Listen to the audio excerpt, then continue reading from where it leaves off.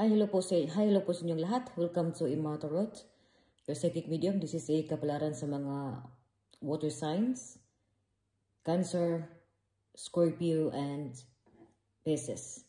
So bago po ang lahat, maraming salamat sa inyong pagpanood at pag-subscribe. Sa hindi pa po nakapag-subscribe o nakafollow ng aking Facebook page, Ima Tarot, please follow. At paalala lang po na maaaring iba sa inyo ay makaresonate, maaari din ang iba sa inyo ay hindi. So i-pick nyo na lang kung saan kayo mas makaresonate by dear. So nakalatag na dito yung rahan ninyo at pinagdasalan ko na rin ito. Ito pala ay ang kapalaran ng mga water signs within third week of this month and the fourth week of this month. So nakita ko dito, ang iyong aura mo dito is the Fool of the Dwas. Maganda siya, meaning to say that you are happy, enjoying your life, taking risk.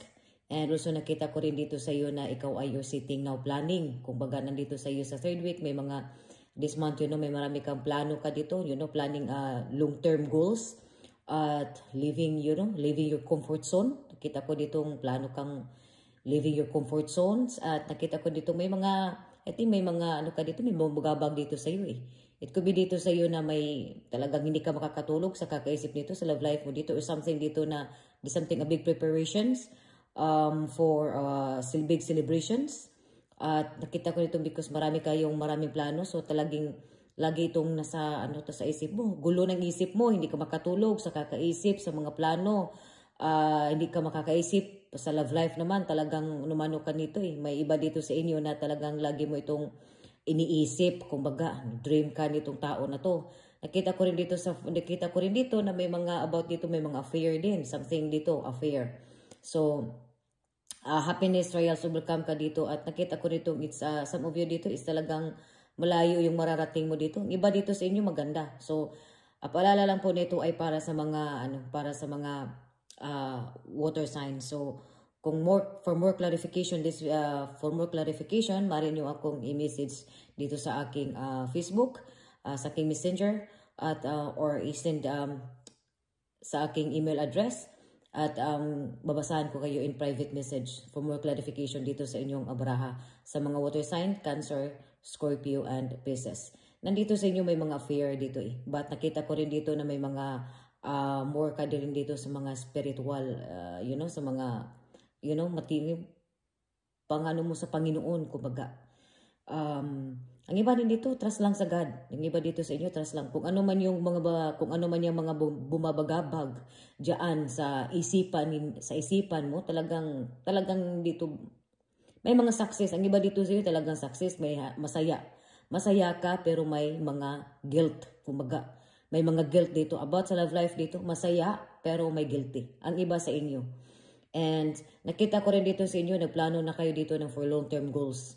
About sa finances mo dito, maganda rin ang finances mo dito, labas ka dito ng finances mo eh. So about sa finances, kung labas ka, in-enjoy mo.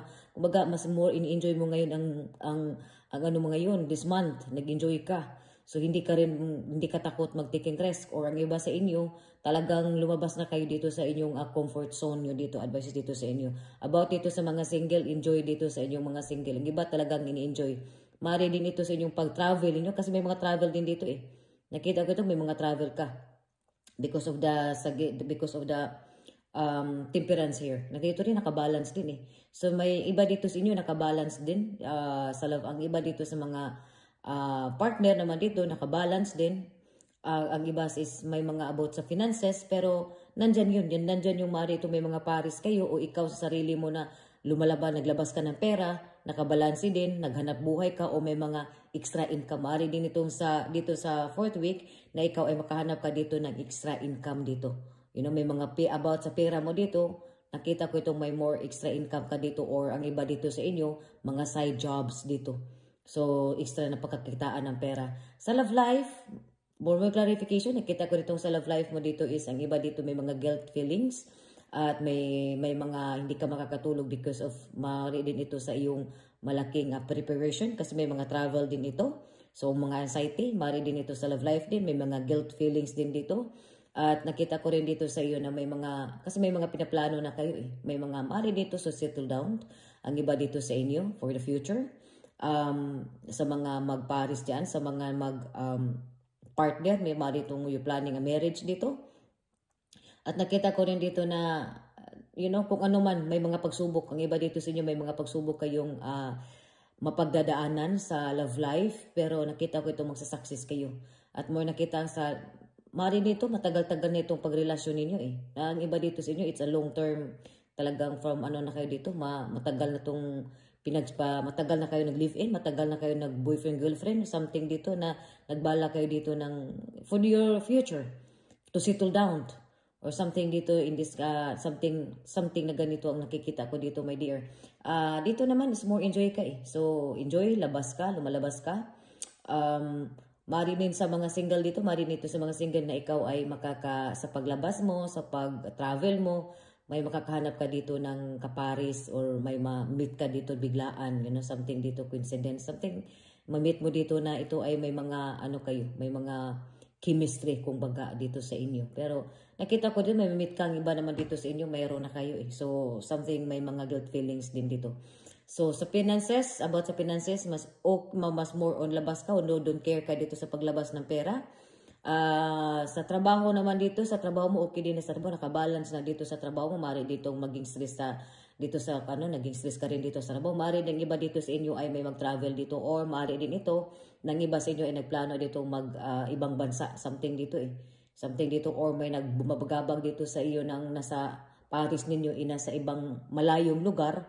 So kailangan nyo dito yung communication. Magiging kung ano mang bumabagabag dito sa iyong isipan, kailangan mo ditong ka dito. Kung ano man yung naramdaman mo, kailangan ka dito maghanap ka dito ng mga ka-close mo or mga pagkatiwalaan mo na mapagsabihan mo dito kung ano man yung nasa puso mo, kung ano man yung bumabagabag o may mga nararamdaman ka. Something health issues dito, pumunta ka sa doktor about dito, my dear water signs. So, about dito, more, kailangan mo din dito mas close ka dito sa iyong family. So, nandito yun sa iyo. Mas more makaano dito sa iyong family or something dito, punta ka ng pastor o something dito, mga about sa mga religious dito, something na makakatulong dito sa iyo. Ang iba naman sa inyo kung talagang kayo sa mga aktibo kayo sa mga sa mga churches. At dito rin sa iyo, mas enjoy ka. Finances mo dito, okay ang takbo ng finances, but more nakita ko rin dito sa iyo na may mga celebrations. Mari nito mag-attend ka dito ng celebrations. Masakit, pero nakita ko ito, pinagdasal. Mari dito na may mga dito sa iyo na sa love life na ipagdasal mo na lang ito. Something dito, my dear. So, for more clarifications, just send me a message for the private, my dear. And huwag kalimutan mag-like ng aking Facebook page, Emma Tarot, at sa aking YouTube channel, Emma Tarot, your psychic medium, my dear. So, maraming salamat sa inyong pagpanood at pag-subscribe at pag-follow ng aking Facebook page. God bless. Thank you so much.